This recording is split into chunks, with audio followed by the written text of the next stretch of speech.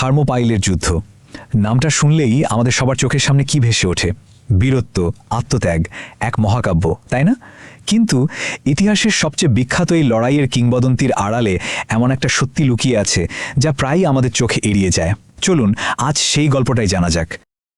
যাও পথিক, স্পার্টানদের বলো গিয়ে সাইমনিডিসের এই অমর লাইনগুলোই তো সেই কিংবদন্তির জন্ম দিয়েছে, তাই না? এই গল্পটাই আমরা যুগ যুগ ধরে শুনে আসছি, কিন্তু প্রশ্ন হলো, এটাই কি পুরো গল্পটা, নাকি এর বাইরেও কিছু আছে? আজকের এই আলোচনায় আমরা ঠিক সেই কাজটাই করব। কিংবদন্তির পর্দাটা একটু সরিয়ে দেখব আসল ঐতিহাসিক ছবিটা। আর শুরুটা করব চলুন সেই সবচেয়ে পরিচিত অংশটা দিয়ে। প্রথম পর্ব, 300 কিংবদন্তি।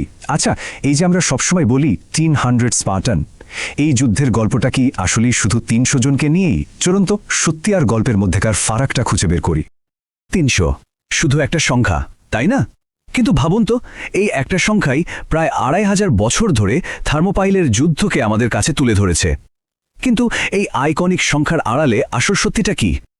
কিংবদন্তি আমাদের বলে 300 স্পার্টানের কথা, কিন্তু সত্যিটা হলো তারা একা ছিল না, একদমই না। তাদের পাশে কাঁধে কাঁধ মিলিয়ে দাঁড়িয়েছিল আরও 700 থেসপিয়ান, 400 থিবান আর হাজার হাজার যোদ্ধা, সব মিলিয়ে প্রায় 7000 গ্রিক সেনার এক বিশাল জোট। তার মানে ওই যে বিখ্যাত 300, তারা আসলে আরও অনেক বড় একটা শক্তির ছোট্ট একটা অংশ ছিল মাত্র। তো দ্বিতীয় পর্ব, গ্রিসের জন্য যুদ্ধ। আচ্ছা, এই যে 7000 সৈন্যের একটা জোট, তারা লড়ছিলটা কার বিরুদ্ধে? চলুন এবার সেই অবিশ্বাস্য রকমের অসম লড়াইয়ের প্রেক্ষাপটটা একটু দেখে নেওয়া যাক। দেখুন, একদিকে ছিল প্রায় 7000 গ্রিক সৈন্য, আর তাদের বিপক্ষে পারস্য সম্রাট জার্ক্সিসের বিশাল সেনাবাহিনী। সংখ্যাটা শুনবেন, আনুমানিক 1 লাখ থেকে 3 লাখের মতো।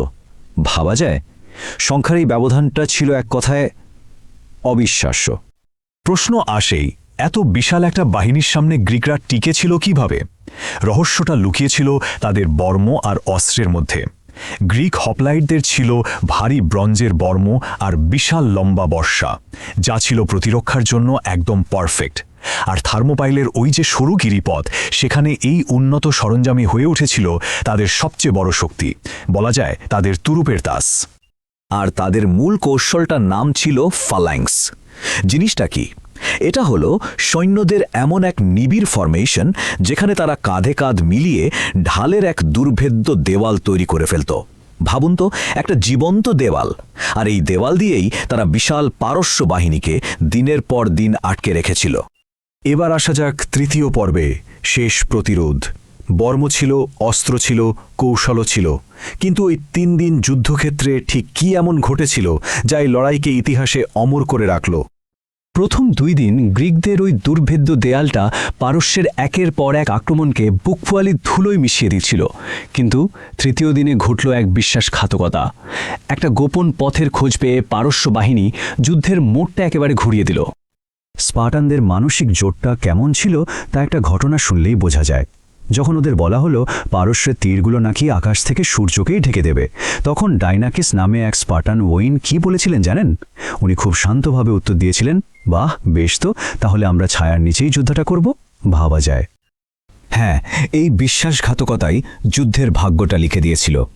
ইফিয়ালটিস নামে এক স্থানীয় লোক সামান্য কিছু টাকার লোভে পারস্য সম্রাট জার্ক্সিসকে একটা গোপন পাহাড়ি পথের কথা বলে দেয়।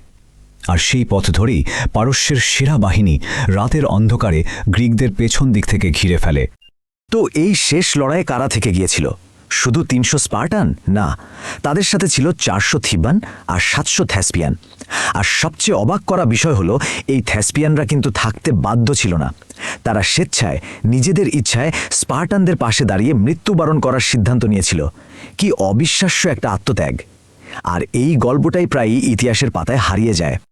চতুর্থ পর্ব, প্রতিরোধের মূল্য। থার্মোপাইলের যোদ্ধারা তো নিজেদের জীবন দিলেন, কিন্তু এই প্রতিরোধের জন্য একটা বিরাট মূল্য দিতে হয়েছিল পুরো গ্রিসকে। চলুন দেখি যুদ্ধক্ষেত্রের বাইরে এর প্রভাবটা কতটা ভয়াবহ ছিল। থার্মোপাইলের পতনের পর মধ্য গ্রিসে ঢোকার রাস্তাটা পারস্য বাহিনীর জন্য একেবারে খুলে গেল, আর সামনে অপেক্ষা করছিল এক ভয়ঙ্কর ধ্বংসযজ্ঞ। পারস্য বাহিনী এগিয়ে আসছে এই খবর পেয়েই অ্যাথেন্সের মানুষজন ঘরবাড়ি, সহায় সম্পত্তি সব ফেলে কাছের দ্বীপগুলোতে পালাতে বাধ্য হল। ভাবুন তো, মাত্র কয়েকদিনের মধ্যে একটা জমজমাট প্রাণচঞ্চল শহর একেবারে ভুতুরে জনশূন্য হয়ে গেল। এরপর জার্সিসের বাহিনী অ্যাথেন্সে ঢুকল, আর ঢুকে তারা কি করল?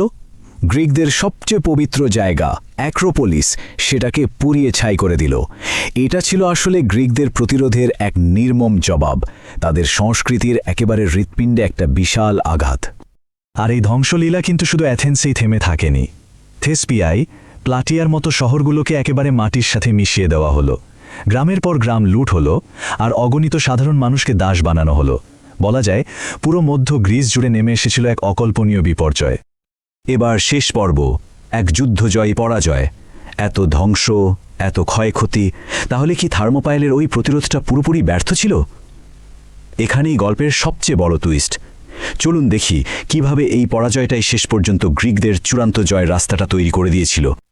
ক্ষয়ক্ষতির হিসাবটা দেখলেই ব্যাপারটা পরিষ্কার হয়ে যাবে। গ্রিকরা হারিয়েছিল প্রায় 4,000 সৈন্য, কিন্তু পারস্য সাম্রাজ্য, তাদের ক্ষতি হয়েছিল প্রায় 20,000 সেনার। মানে থার্মোপাইলের এই ছোট্ট প্রতিরোধ পারস্যের ওই বিশাল বাহিনীকে এমন একটা ধাক্কা দিয়েছিল যা তাদের মনোবল অনেকটাই ভেঙে দেয়। তবে সবচেয়ে বড় যে লাভটা হয়েছিল সেটা হলো সময়। থার্মোপাইলের ওই প্রতিরোধটা পারস্যের অগ্রযাত্রাকে কয়েকটা দিনের জন্য আটকে দিয়েছিল, আর ওই কয়েকটা দিন ছিল অমূল্য। ওই সময়ে গ্রিক নৌবাহিনী সালামিসের যুদ্ধের জন্য তৈরি হওয়ার সুযোগ পায়, যেখানে তারা একটা নির্ণায়ক জয় পেয়েছিল। আর এর পরের বছর প্লাটিয়ার যুদ্ধে পারস্য বাহিনীকে যে চূড়ান্তভাবে হারানো গিয়েছিল, তার পেছনেও ছিল ওই কয়েকটা দিনের অবদান। তার মানে মূল বিষয়টা হলো ওই 3 দিনের প্রতিরোধটা আসলে কোনো ব্যর্থতা ছিলই না, বরং ওটাই ছিল গ্রিক নৌবাহিনীকে সংগঠিত হওয়ার জন্য দেওয়া একটা অমূল্য সুযোগ, যা শেষ পর্যন্ত পুরো যুদ্ধটা জেতাতে সাহায্য করেছিল। থার্মোপাইলের গল্পটা আমাদের এটাই শেখায় যে কখনো কখনো একটা বড় পরাজয়ের মধ্যেই কিন্তু আসল জয়ের বীজটা লুকিয়ে থাকে। ভাবার মতো বিষয়, তাই না? যে ইতিহাসে এমন আর কোন কোন পরাজয় আছে যা আসলে ছিল এক একটা ছদ্মবেশী বিজয়।